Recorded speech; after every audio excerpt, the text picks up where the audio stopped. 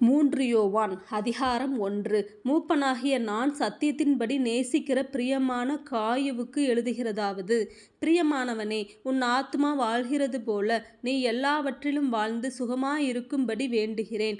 சகோதரர் வந்து நீ சத்தியத்திலே நடந்து கொள்ளுகிறாய் என்று உன்னுடைய உண்மையை குறித்து சாட்சி கொடுத்தபோது மிகவும் சந்தோஷப்பட்டேன்.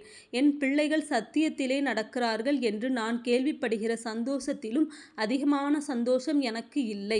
பிரியமானவனே, நீ சகோதரருக்கும் அந்நியருக்கும் செய்கிற யாவற்றையும் உண்மையாய் செய்கிறாய். அவர்கள் உன்னுடைய அன்பை குறித்து சபைக்கு முன்பாக சாட்சி சொன்னார்கள். தேவனுக்கு முன்பாக பாத்திரமானபடி அவர்களை நீ வழிவிட்டனுப்பினால் நலமாயிருக்கும். ஏனெனில் அவர்கள் புறஜாதியாரிடத்தில் ஒன்றும் வாங்காமல் அவருடைய நாமத்தின் மித்தம் புறப்பட்டு போனார்கள்.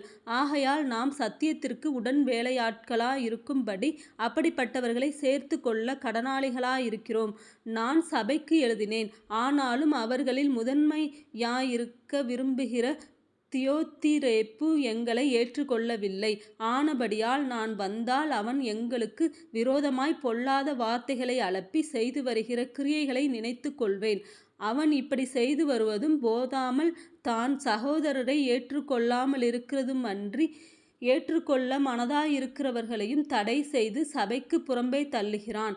பிரியமானவனே, நீ தீமையானதை பின்பற்றாமல் நன்மையானதை பின்பற்று. நன்மை செய்கிறவன் தேவனால் உண்டாயிருக்கிறான்.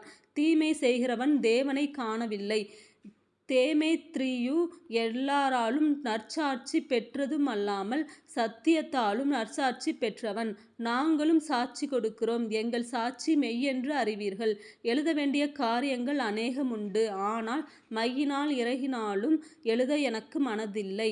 சீக்கிரமாய் உன்னை காணலாம் என்று நம்பியிருக்கிறேன். அப்பொழுது முகமுகமாய் பேசிக்கொள்வோம். உனக்கு சமாதானம் உண்டாவதாக. சிநேகிதர் உனக்கு வாழ்த்துதல் சொல்லுகிறார்கள்.